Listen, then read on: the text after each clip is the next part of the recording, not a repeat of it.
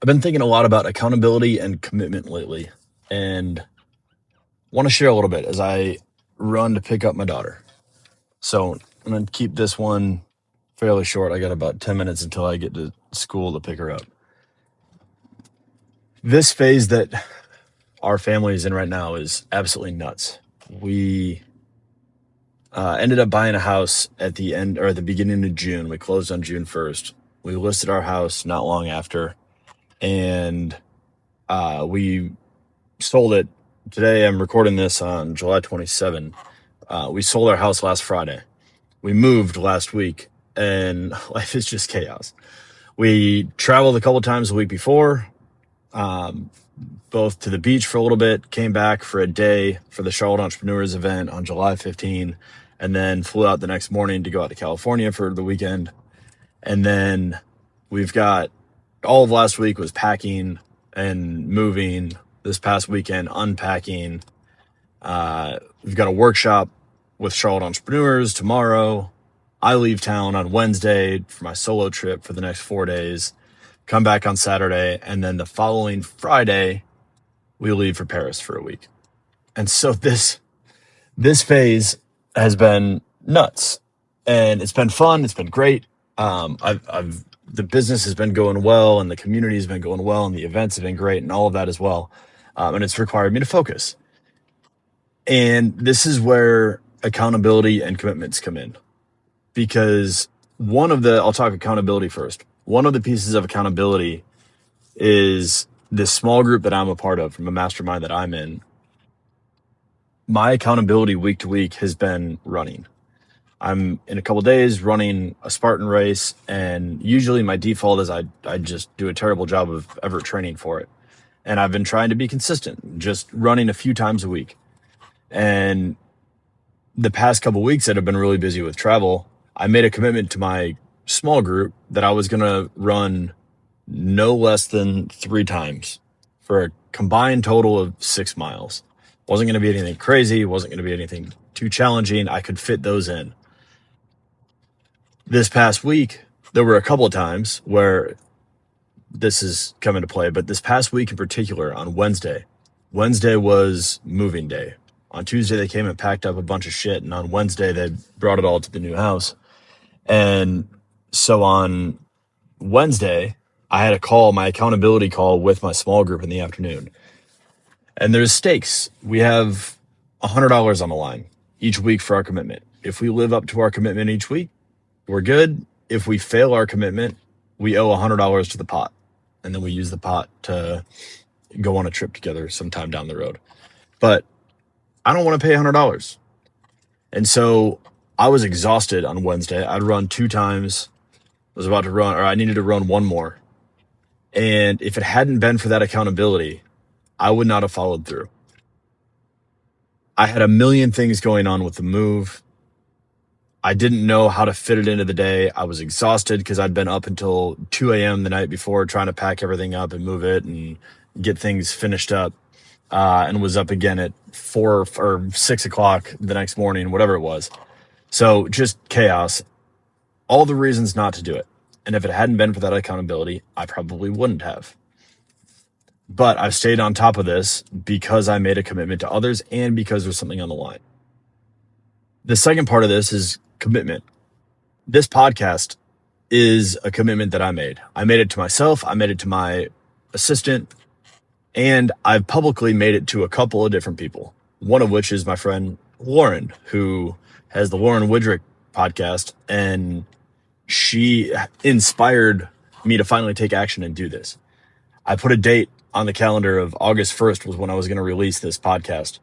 And as I'm sitting here recording this one on July 27th, a few days before this podcast is going to launch, I realized that I only had a couple of episodes. I hadn't fully prepared for it, and I had been not paying that much attention, and the date kind of snuck up on me.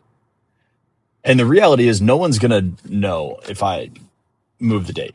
If I end up launching this podcast on August 15th after I get back from Paris instead of August 1st, no one's going to know, but I am. And I made a commitment to people, and I made a commitment to myself. And sometimes those explicit commitments are incredibly helpful, especially when you make them to other people that you want to hold up your end of the bargain. You don't want to let them down. Now, in the first case, with my small group and with running, there was money on the line. With Lauren and with my assistant and with the podcast, there's really nothing on the line except for that commitment. I also think that this is where you have to be really intentional. I sometimes struggle with this, and sometimes I swing the opposite way, away from commitment and away from accountability, because I don't want to manufacture it.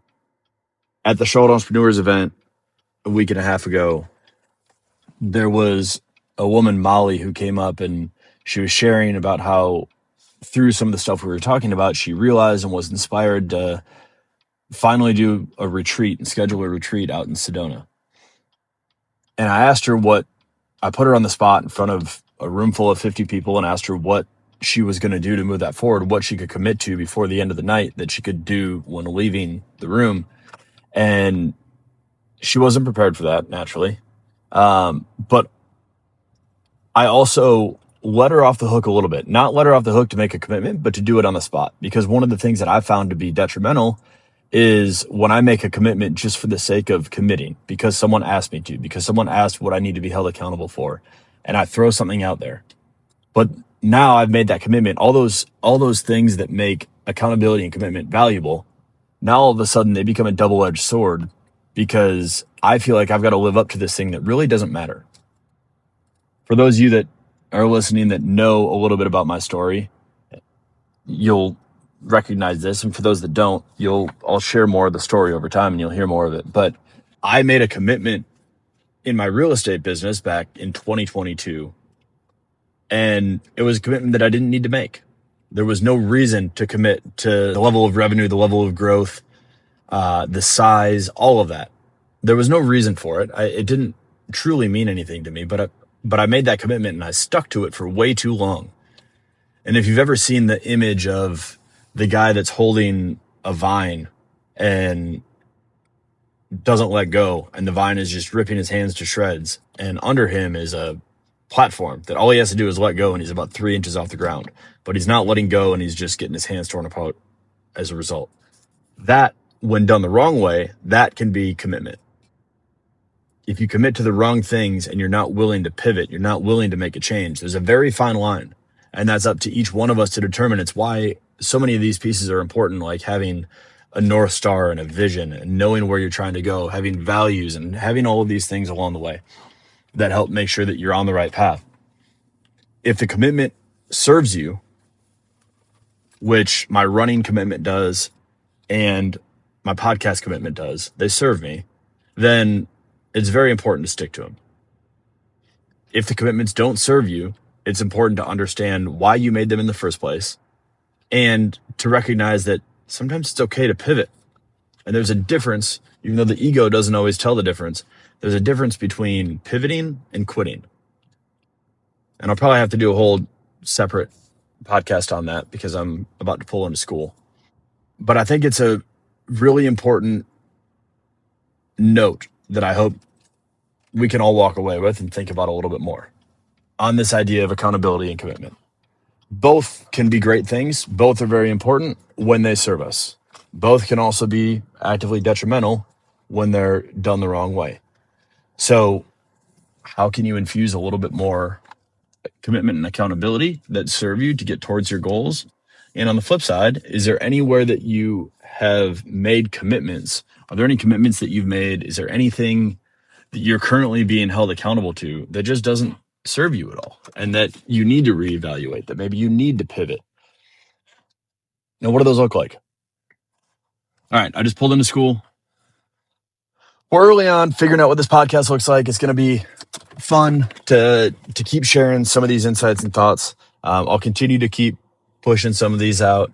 If any of this resonates with you, if you have questions, if it lands, if it doesn't, shoot me a message. Hop over to Instagram. That's probably the best way. Go to Charlotte Entrepreneurs _ and reach out.